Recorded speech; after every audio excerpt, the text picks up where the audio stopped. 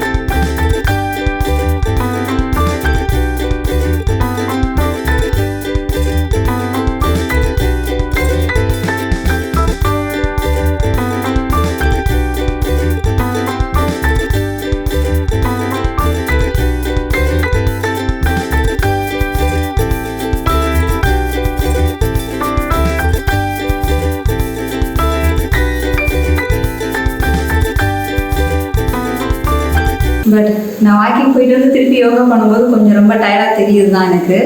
நான் ரொம்ப நேரம் பண்ணல. எனக்கு யோகா அப்படின்றபோது ஸ்ட்ரெச்சஸ் மாதிரி தான் நான் பண்ணியிருக்கேன். ரொம்ப ஃபாஸ்ட்டாகவும் பண்ணலை. ஒன்று ப்ரீத்திங் பண்ணி ஸ்லோவாக தான் பண்ணியிருக்கேன். எனக்கு ப்ரீத்திங் மெயினாக பண்ணணும். ஏன்னா அப்போ தான் நம்மளோட பெல்லி ஃபேட் அப்படின்றது, தொப்பை அப்படின்றது நல்லாவே குறையும். நம்மளுக்கு வந்து அந்த ஒபிசம் வராது. ஸோ அந்த ப்ரீத்திங் வந்து ரொம்ப முக்கியம் யோகாவை பொறுத்த வரைக்கும்.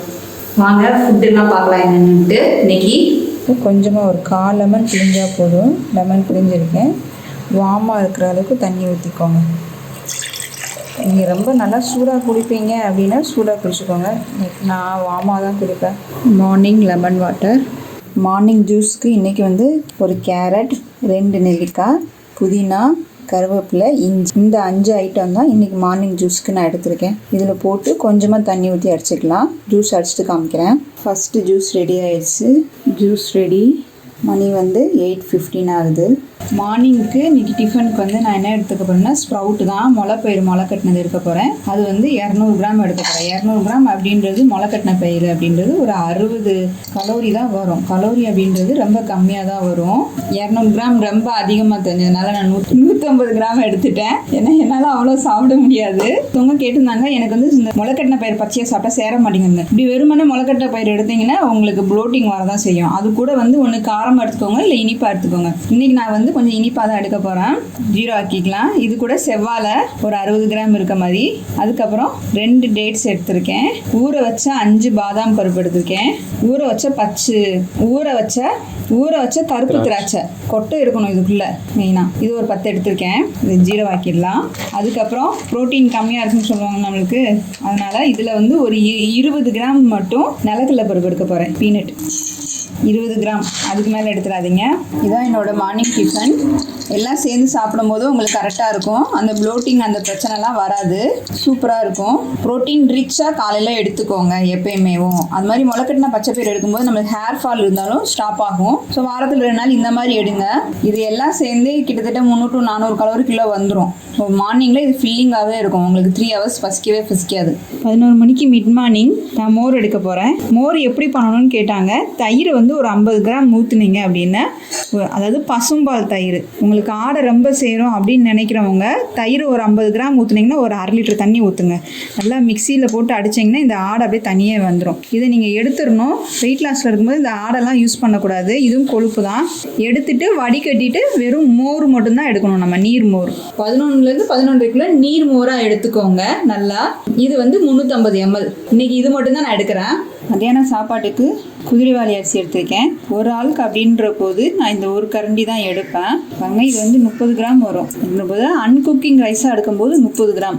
30 கிராம் அப்படின்றது 90 கலோரி வரும். இந்த அரிசியை நீங்கள் குக் பண்ணீங்க அப்படின்னா இந்த அரிசி வந்து 100 கிராமுக்கு மேலே வரும். குக் பண்ணதுக்கப்புறம் நான் காமிக்கிறேன். அது வந்து 120 கலோரி வரும். ஸோ குக் பண்ணாமல் ஒரு கலோரி இருக்கும், குக் பண்ணதுக்கப்புறம் ஒரு கலோரி இருக்கும். அதுக்கப்புறம் சுரைக்காய் வந்து ஒரு 150 கிராம் எடுத்திருக்கேன். நான் சுரைக்காய் இந்த குதிரைவாலி போட்டு ஒரே சாம்பார் சாதம் மாதிரி தான் செய்ய போகிறேன். சின்ன வெங்காயம், தக்காளி, வெள்ளைப்பூடு, பச்சை மிளகா, இஞ்சி, குடமிளகா ஒரு 1/2 குடமிளகா, கொஞ்சோண்டு தேங்காய் துருவல், அதுக்கப்புறம் கருவேப்பிலை எடுத்துக்கங்க. தேவையான அளவு உப்பு போட்டுக்கோங்க.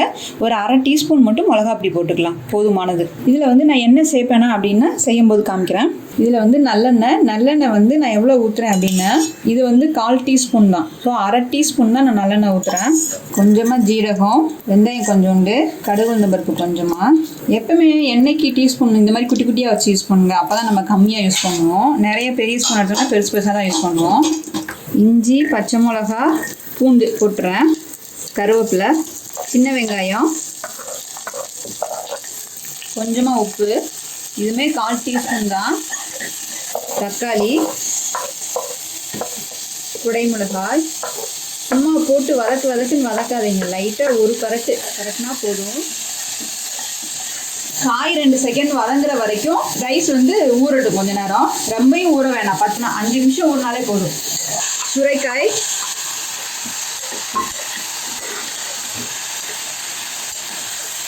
ஏற்கனவே ஒரு பச்சை மிளகா போட்டிருக்கேன், அதனால ஒரு 1/2 டீஸ்பூன் போட்டால் போதும், ரொம்ப போட்டுறாதீங்க. குதிரைவாலி அரிசி போட்டுக்கலாம். என்னடா பார்க்க இத்தனி கொண்டா இருக்கே அப்படின்னு நினைக்காதீங்க. இதை ஆக்கணும்னா 120 கலோரி வந்துடும். 100 கிராம் கிட்ட வந்துடும் அரிசி.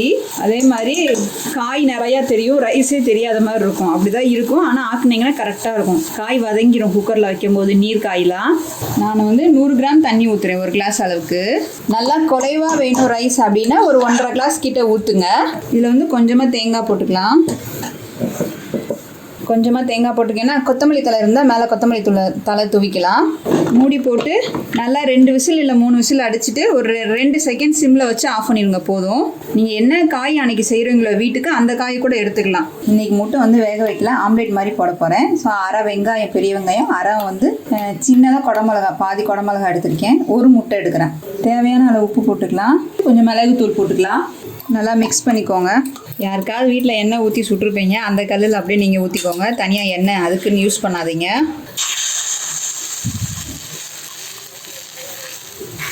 சிம்மில் வச்சே கொஞ்சம் நல்லா வேக விட்டுருவாங்க. வேக வச்சோம் அப்படின்னா கலோரி வந்து கம்மியாக தான் வரும், 70 கலோரி வரும். பட் ஆம்லேட்டாக போட்டோம் அப்படின்னா ஒரு 120 கலோரி வந்துடும். ஆம்லேட் ரெடி ஆயிடுச்சு. கொஞ்சம் வெங்காயம் அதெல்லாம் போடுறதுனால கொஞ்சம் குண்டாக இருக்கும். முடிஞ்சால் நான் ஃபுல்லாக சாப்பிடுவேன், இல்லைன்னா பாதியை யாருக்காவது எங்கள் வீட்டில் கொடுத்துருவேன். அதுக்கு தகுந்த மாதிரி கலோரி கால்குலேட் பண்ணிக்குவேன். குதிரைவாலி சுரைக்காய் சாதம் ரெடி ஆயிடுச்சு.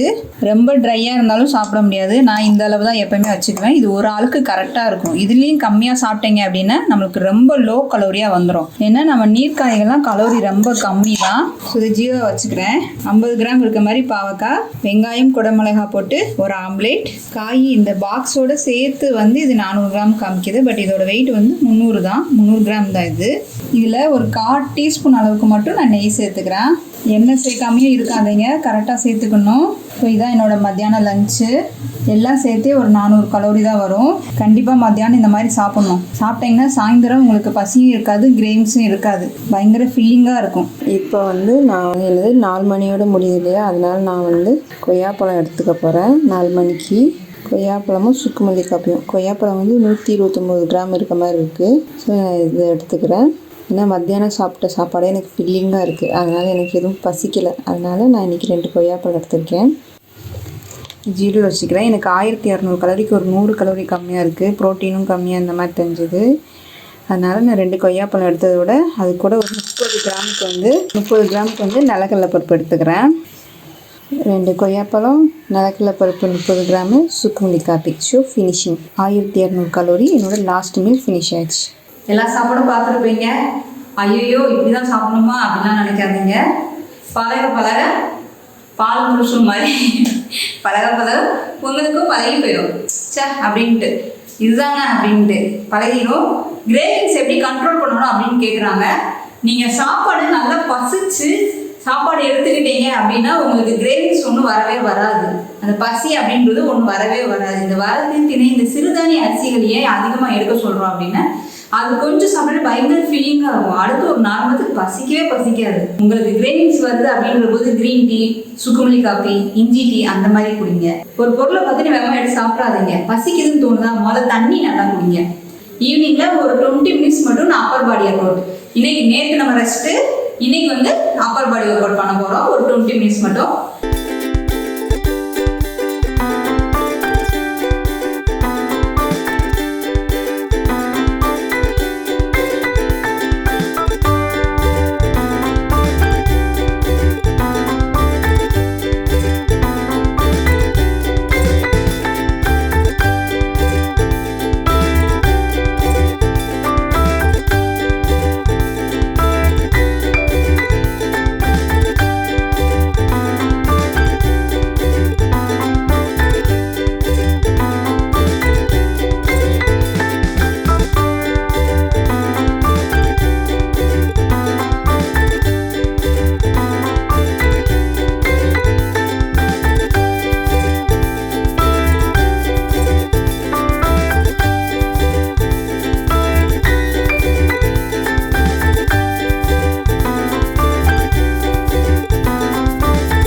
Day 2 எக்ஸசைஸ் டயட் இனிதே நல்லபடியாக முடிந்து விட்டது. அடுத்து நம்ம 3ஆவது நாள் சந்திக்கலாம். கண்டிப்பாக இந்த வீடியோ எல்லாத்துக்கும் பிடிச்சிருந்துருக்கும். பிடிச்சிருந்தால் லைக் பண்ணுங்கள், ஷேர் பண்ணுங்கள். தென் உங்கள் கருத்துக்களை கமெண்ட் பண்ணிக்கோங்க. Thank you so much.